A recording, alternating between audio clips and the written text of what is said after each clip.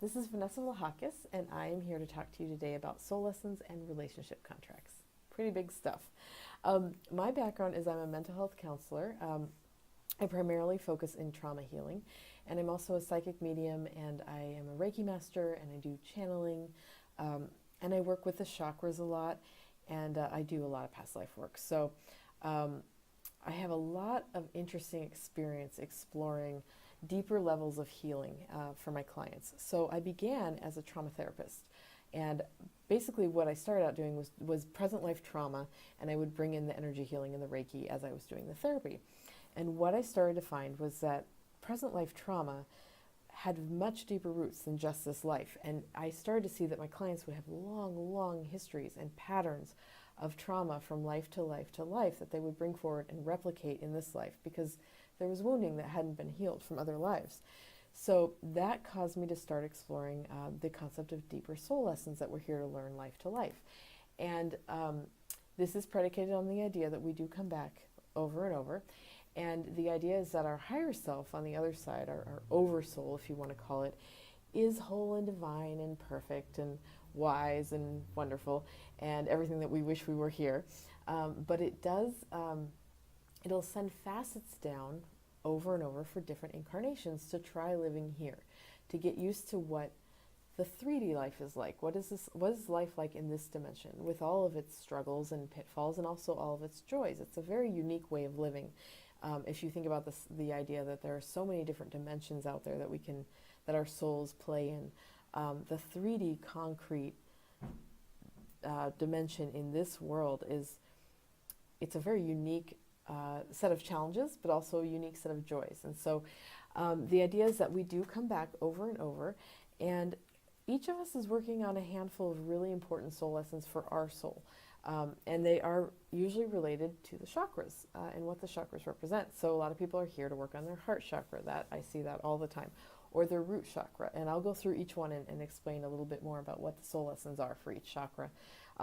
But we each have kind of our little group of lessons that we're trying to learn. And we do it over and over in different lives. And the problem is that because history hasn't been that kind and humanity hasn't been that great sometimes, we end up accruing wounds around those lessons. And those wounds get carried forward from life to life to life if they're not healed. And so what I started to see is that my clients would come in with a present life trauma or a pattern of present life trauma. And when we would get in on a spiritual level, we would start to see that this stretched way back. This was like a very deep, long soul struggle that they had been going through that had all come forward into this life. So, and the reason this happens is that this is really the life for us to clear all of this out. It's just time to clean the slate. It's come through to me over and over that humanity is being asked to finally purge and release a huge amount of past life trauma that we're all hanging on to, deep soul wounds, dysfunctional ways of thinking, dysfunctional ways of behaving and relating to one another, and all of that. It's just time to go because we need to raise our vibration. This is the time that humanity is here to evolve, and it's really, that's why there are so many light workers and healers incarnated right now, more than ever before. And if you're watching this video, you're one, whatever label you choose to identify with, you are all healers and light workers, and you're all really needed. So everybody's incarnated with so much light to bring the world, but we also have all this heavy trauma energy from past lives and this present life that's weighing us down and blocking a lot of people from fully serving and fully offering the light the way that they kind of intuitively know they're supposed to. So all of my clients are usually very intuitive, very connected, on some level know that they are some sort of healer, light worker. They're drawn to some sort of healing art. And this can be either personally or professionally. It doesn't have to be that you're actively giving readings or doing energy work. Like I work with nurses, I work with teachers, I work with all kinds of people, but they know on a soul level they're here to raise the vibration. That's what matters. The problem is that they also come with a lot of trauma and a lot of childhood trauma. And so once we dive into that, we find out that this is just basically the tip of the iceberg on some deeper soul trauma that people have brought forward, that all of us have brought forward, especially light workers. We're carrying a lot of wounding from other lives. So basically, the first thing I want to share is that if you do have a lot of trauma, even if you can't identify um,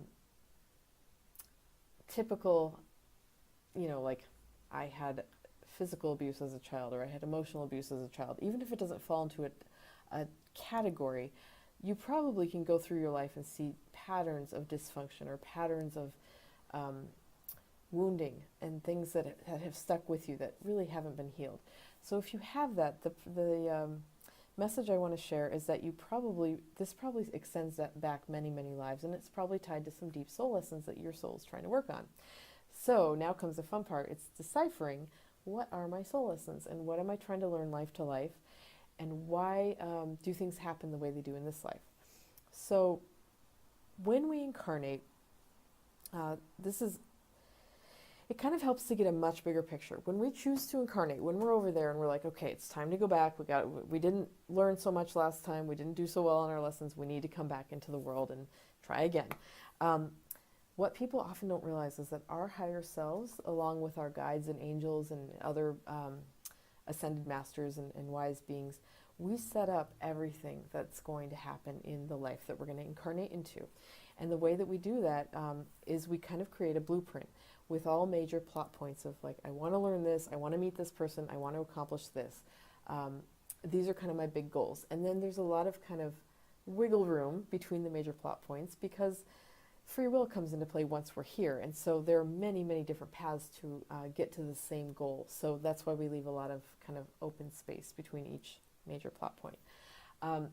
But what people also don't realize is that we do choose everything. We choose our appearances, our physical bodies, we choose our families, we choose our socioeconomic status, we choose our education or lack thereof, we choose what profession we're going to be nudged toward. We really do set up all the major points because they're designed to help us learn certain lessons for our highest good. So this is hard for people who've incarnated with, say, a physical disability or some sort of chronic, like say chronic depression. Like, why would I incarnate with that? Well, the bigger picture is to see what you've incarnated with and then get underneath to find out, what does that represent on a soul level? So depression is a really good example because I work with depression and anxiety all the time with my clients, and I myself am prone to depression as well. So for me, I will give the example that it took a while for me to figure out, but the depression comes when I feel disempowered, when I feel like I have no control or no power in whatever situation it is. And that's when I just kind of shut down and feel depressed. And so once I got underneath that and realized that it was about empowerment or lack thereof, that is a soul lesson of mine. A very deep soul lesson of mine is finding my power, finding my worth, feeling that I matter and that my voice matters. So when all of that gets shut down, my depression kicks in. Now, because I understand this, I haven't been depressed for many, many, many years, but it took a while for me to understand that there are much deeper soul lessons tied to something that I struggled with for a long time. Anyway, so what I want to do, there's so much information to give you guys, and I want to make sure I'm giving it all, so I have notes. Okay, so I want to tell you guys, I want to share with you guys what I've come to understand about the soul lessons, because I think this will help you all realize what you can do is start looking at deeper patterns in your life. And this can be relationship patterns, it can be patterns around abundance or lack thereof, it can be patterns around how you deal with authority, or I mean, it could be anything. You can tie anything back to a soul lesson that your soul's trying to learn. And for me, the way that I decipher it, the way that my mind thinks and the language I work best with is through the chakras, because those are very symbolic. They're symbolic psychologically, energetically, emotionally. Like this is the language of this. For me, this is where psychology and energy intertwine, and spirituality. So this is how I think. So what I wanted to share are the soul lessons for each chakra, to see if maybe you guys can start identifying lessons that you think your soul might have been working on from life to life. So we'll start with the root. This is very fun. This is super fundamental for being human. This is really about your basic right to be here, to belong, to be accepted, to feel safe, to have all your basic needs met. It's a lot about psychological safety, physical safety, emotional safety in every way, security, stability, grounding, having a solid foundation. So this is the root is really being connected to the earth, connected to your physical body, and feeling like you belong here, and that you're safe, and that your needs will be met, and that you will be accepted for who you are. So basically self-preservation on all levels. So it's very fundamental. I get a lot of clients with a lot of wounds around this chakra, and that comes from other lives where we weren't safe, and we got persecuted, mostly for doing this work, for doing spiritual work. We hold a lot of those persecution wounds within our soul, and it can come forward into this life. Most often through dysfunctional families or abusive families, family situations. That's pretty much how we, in this time period, feel unsafe in this society. There aren't witch burnings anymore, thank God. But as children, I don't know one light worker that hasn't incarnated with some sort of a dysfunctional family history or some sort of childhood trauma. So that's very root chakra based. So it's good to kind of identify that. Sacral chakra, that's the next one up, that's orange. I'm sorry, the root was red. Sacral is orange. This one is the next level up. So once all your basic needs have been met and you feel really safe and you have a fairly firm foundation, this one is about your right to explore and experience the world through your senses, through your five senses, although we know we have six, right, because we're all intuitive. It's about healthy emotional flow and regulation. It's about balance in all areas of your life, so balancing spiritual stuff with 3D stuff, balancing your mind, body, and spirit, making sure that you are not going too far, either escaping into spirit stuff and ignoring your 3D lessons, or too stuck here and not opening up to allow spirit to flow through. So it's a lot about balance in all directions. And it's also about really being able to access and express your creativity in a healthy way that feels really enriching to you. So the sacral is a lot about flow. And so I get lots of clients where that's kind of blocked. And it is also, I work primarily with women, and it's also the seat of your divine feminine energy. So if you have sexual trauma wounds, if you have sexual abuse or any sort of inappropriate stuff that you had to deal with growing up or even as an adult, that all sits in the sacral as well, and so that can shut that down as well. And so it's a lot about boundaries and intimacy and healthy sexuality and all of that. So that's the sacral chakra, and these are all very deep soul lessons that I think many of us are working on in this time period. The solar plexus, that's the yellow one that sits right on your belly. This one, I get tons of, so many clients with wounding around this. This is so common because this is the seat of your soul. This is the seat of your personal identity, your worth, your empowerment, feeling really empowered, feeling autonomous and free, and not feeling below anyone, but feeling equal and respected and honored. And I always grab my belly because this is really like you put your hand here and you feel the power and the worth and the strength that you are as a soul, as a divine soul. And so obviously because of past life trauma, again, mostly around persecution. There's a lot, so many light workers in this life have so much persecution from past lives. We have a lot of wounding in our solar plexus because there was abuse of authority in those different time periods. Abuse of authority from religion, from politics, the patriarchy. Just all kinds of wounding can sit in this chakra where, say you incarnated in a time period where you wanted to really bring your healing gifts to the world, and it went against the church of the time or the authority of the time, and then you got shut down for it, and you got persecuted and possibly killed, possibly tortured or imprisoned. And these are very deep, long soul patterns for healers. So a lot of wounding can sit in the solar plexus around this. And then this can carry forward into this life where people, primarily how I see it is, or how it comes through for me, for my clients, is they don't trust their gifts. They don't trust them. They don't feel safe with them. They kind of feel they're afraid people will judge them, or they're afraid that they're not fully connecting, or that they are maybe doing something wrong by connecting. There's just a lot of wounding that can sit in the solar plexus around trusting yourself and feeling worthy and feeling empowered, especially with your gifts, if you have intuitive gifts that you haven't been allowed to explore or that you're just starting to learn about. Okay, the heart. This is another huge one that I work with. Oh my goodness, all all of humanity has heart chakra wounds, very deep soul lessons around this. The main one is the ability to give and receive unconditional love. And people usually, they associate the heart chakra with relationships. Well, it is about that, but it's also, and a lot of people don't realize, it's about unconditional love for yourself. And that is the biggest wound I see. People come in and they don't have that full connection to themselves. They don't love themselves unconditionally. There's judgment, there's shame, there's self-hatred, they pick on themselves, they're hard on themselves. There's no forgiveness for mistakes. There's a lot of wounding that people can carry in the heart around that. So it is definitely about healthy relations with others and healthy connection, not just romantic, but all relations.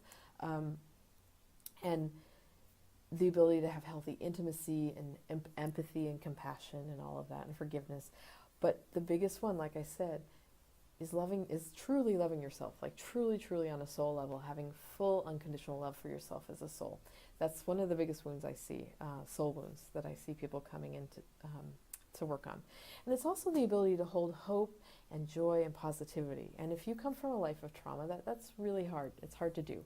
So part of the work that I do with clients is to help clear out some of that trauma energy so that you can start to foster that hope and that joy and that kind of light that we're meant to have being here, but it gets buried with, when things go wrong. It's also about grief. The heart holds a lot of grief. So if you've had severe loss or a series of losses, a long pattern of loss, this is about the ability to process grief in a healthy way. A lot of people don't know how to do that, or they haven't been taught how to do that. And so I get people full of grief that have just shoved it down and just don't want to deal with it. And that can cause a lot of blockage in the heart. So that's another big thing that I work with, is purging grief, really working through it, allowing it to flow out. Okay, I'm going through this very quickly because these are very in-depth and I teach whole classes on these, but I'm trying to get this all done in about 20 minutes. So yes, this is really quick, just little samples of soul lessons for each chakra. So we're going to move up to the throat. This one is definitely about healthy and balanced communication. And it's communication on all levels. So mentally, spiritually, emotionally, physically, connecting with yourself, connecting with others, communicating to spirit.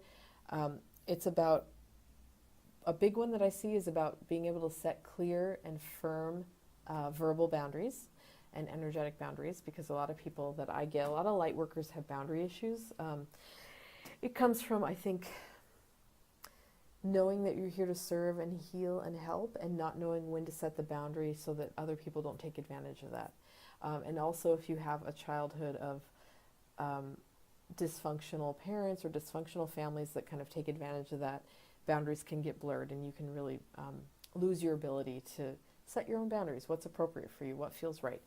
And so this is also about speaking your truth. The throat is so much about speaking your truth, and light workers have so many wounds around that, again, from other lives of being persecuted when they've tried to speak out. I have clients who in other lives incarnated a little ahead of their time. Like, they had really wonderful spirit ideas. They were channeling, they were bringing things through, but they were completely silenced by the authority of the day or the religion of the day. And so they're carrying a lot of throat blockages because of that. And so this life, it's hard for them to speak up. It's hard for them to trust their gifts and share the gifts with others, because their soul has a lot of memories from past lives. So I work with the throat a lot with my clients, with light workers. It's also about being able to fully and healthily express your thoughts and your needs, your dreams, your hopes, your beliefs, all your fears, all your wounds, like being able to share all of it without judgment, without being closed down, without being shamed for it, without being disregarded.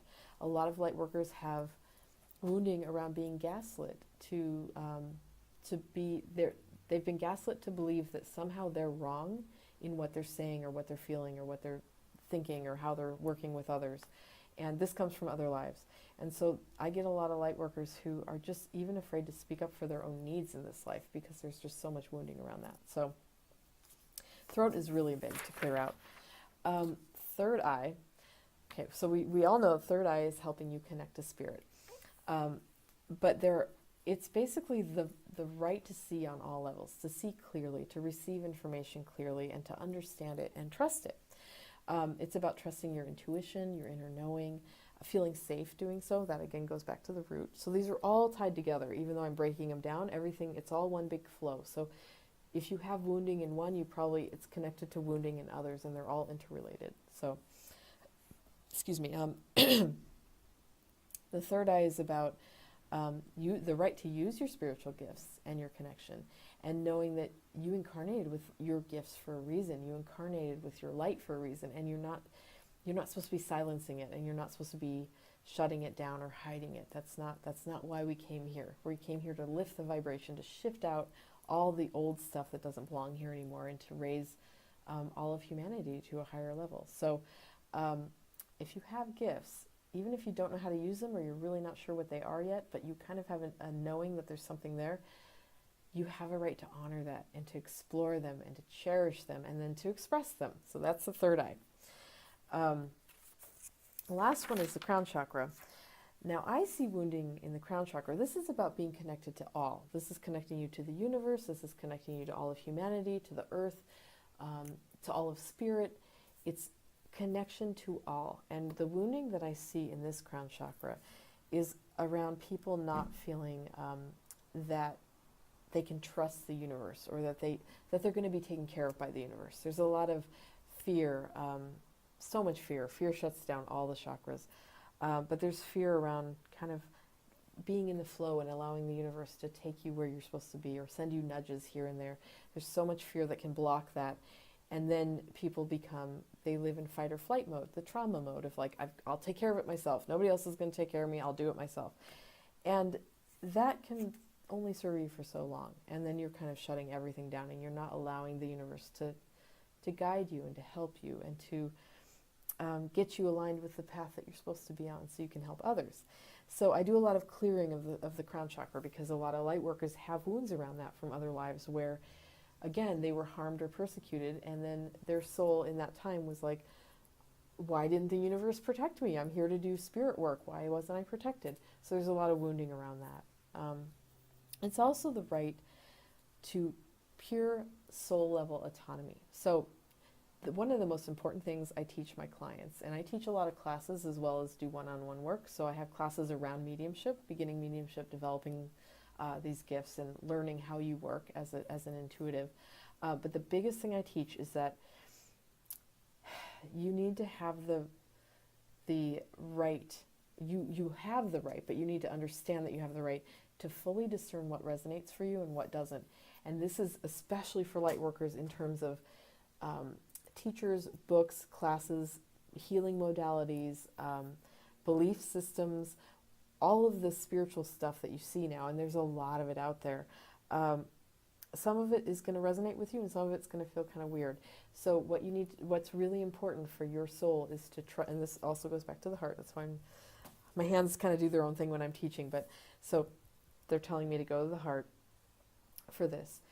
To drop into your heart when you're doing research, when you're learning to develop your gifts, when you're learning to open up and explore, what do you have, what's going on, how do I develop these, what kinds of modalities do I want to study, what teachers resonate with me.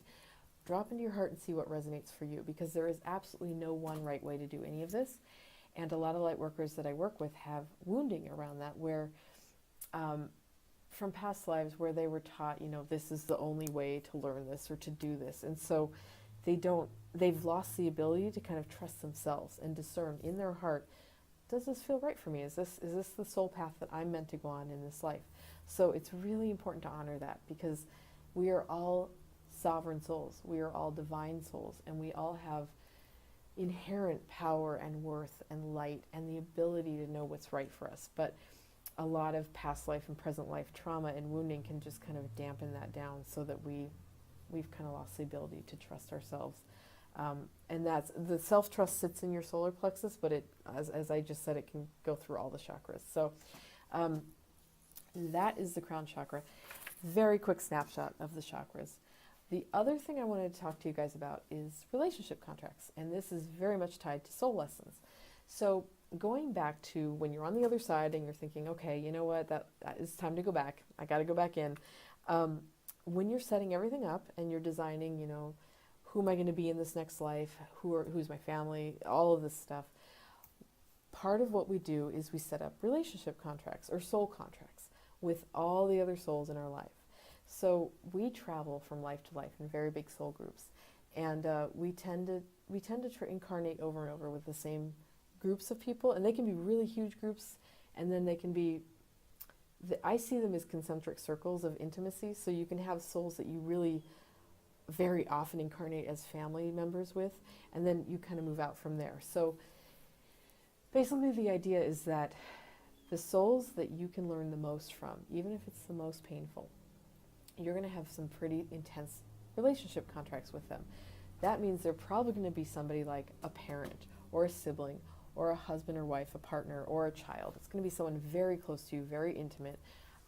It could be like a boss or an authority figure as well, but it's going to be somebody who really is in your life, sometimes very positively and sometimes to push buttons. So it just depends on how you're going to learn. But relationship contracts are fascinating because they are set up for the highest good of both parties. So even if it's an imbalance, say it's I'm trying to think of an example, a woman who incarnates with a father who's really abusive, like kind of controlling and authoritarian, even though it feels like the father has the power, there are two sides to this relationship contract.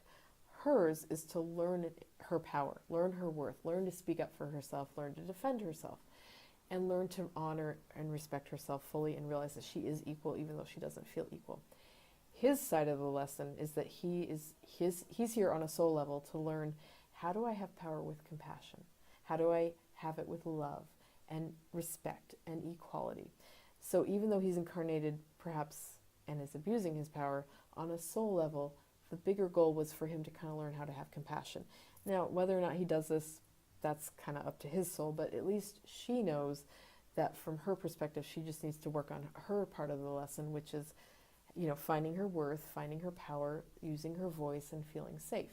So this is how I work with my clients when they have, like I said, they come in with a lot of trauma. So I help them work through their connections with people who haven't treated them well, whether that's family members or partners or bosses or whoever it is.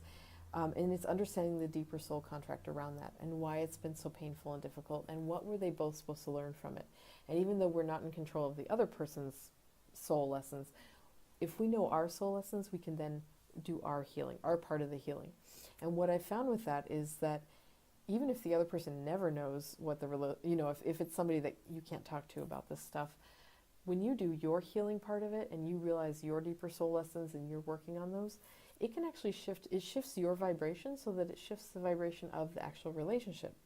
And in a lot of cases, I've seen clients where they've had, say, dysfunctional relationships with their parents or with their partners or somebody, and they do their work, and then they come in and they're like, yeah, he or she's acting differently now, or something has changed and I don't know what it is. That's because the client has shifted her vibration. She's healing. She's working to raise her vibration, clear out the trauma energy, heal the old wounds, and step into her power and her light. And when you do that, it ripples out and it changes relationships. All around you change. So this is why often you'll read that when somebody is awakening into their soul path or their spiritual path, they can lose a lot of friends and people in their lives can just fall away. And that's because if their vibration raises and shifts, the vibration that doesn't match is going to just kind of leave. And then you start to attract new levels of vibration. So peers who are on this path with you, who believe this stuff, who want to be nurturing and joyful with you. So if you have past history of trauma with family or present trauma with your partner or anybody in your life, it really helps to dive into the deeper relationship contract around that, because chances are you've had many lives with this person, not always in the same relationship. We switch roles all the time, but you've probably incarnated repeatedly with this soul, with the goal of trying to learn over and over what each of your soul lessons is, and sometimes pushing each other's buttons to do so. So when you get that longer history, it just gives you a bigger picture of why things were tough in this life. So basically, I'm trying to see if I'm running out of time, so I want to make sure I get everything. Okay, so the importance of soul lessons and relationship contracts in general is that it gives you power. It gives you empowerment over your struggles. You no longer are a victim. You're no longer a victim of circumstance, a victim of your family, a victim of the universe. All of that goes away because you understand the much bigger picture of why were things difficult? Why did things go wrong? And what was I supposed to be learning? And what can I still learn? How can I heal? How can I release that trauma? And then when you dive into the past life stuff, that gives even a bigger perspective. And for the relationships, learning the longer history, the soul history of the two of you, that can really open people's eyes, especially if it's an abusive relationship or an unhealthy relationship. You can dive into past life connections with that soul and find out what is the longer pattern, what is the karma you're here to clear out. So basically the idea of this stuff is to just get a much bigger picture of why we're here, why we have the people in our life that we do, and why we have all the experiences that we have. And it really contributes so tremendously to trauma healing. Any level of healing. It doesn't have to be severe trauma. It just contributes to having a bigger picture of you as a soul, what you're here to do. And I will end with, I just want to say again, we are all here to raise the vibration of this world. So you are here with light. You're meant to be full of light and joy and love, and you're meant to share your gifts and heal in whatever way you're drawn to do. If you feel stuck or blocked, that's probably just you have some trauma energy that needs to get cleared out from present life, past life, all of it. And it's probably around soul lessons that your soul's just trying to work on. So hopefully this gives a much bigger perspective of why you're here. And hopefully it motivates you, if you have stuff that you feel stuck around, to kind of do some deeper exploration. I offer one-on-one sessions. I do packages of 3 sessions. And for people watching this, I'm going to do a discount for you guys. I'll do $100 off my normal package package of 3 sessions. And I also teach classes online. And so this is a really crash course.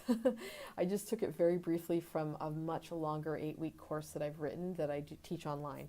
And so I'll go so much more into depth in everything that I just said here today. But I just wanted to give a snapshot of the idea of what soul lessons are and what relationship contracts are and why we have them and why we're here, what we're here to learn. So hopefully this all made sense. And I'm trying to think if I think that's all I'm going to do for now, because these are very big topics and it's a lot to get out. So I don't want to overwhelm. I just wanted to give like a nice introduction to soul lessons and relationship contracts. Again, I do packages of 3 sessions. I also do longer term work. Sometimes I work with people every other week for months or years. It depends on what you need and what you're looking for, but please do reach out if you think that you would like to dive into some deeper exploration of what your soul lessons might be and what your deeper patterns are that you're ready to let go and clear out that old trauma so you can be here to heal and raise the light, because that is what you're here to do. All right, thank you so much for joining me, and I am excited to connect with you guys. Take care. Bye.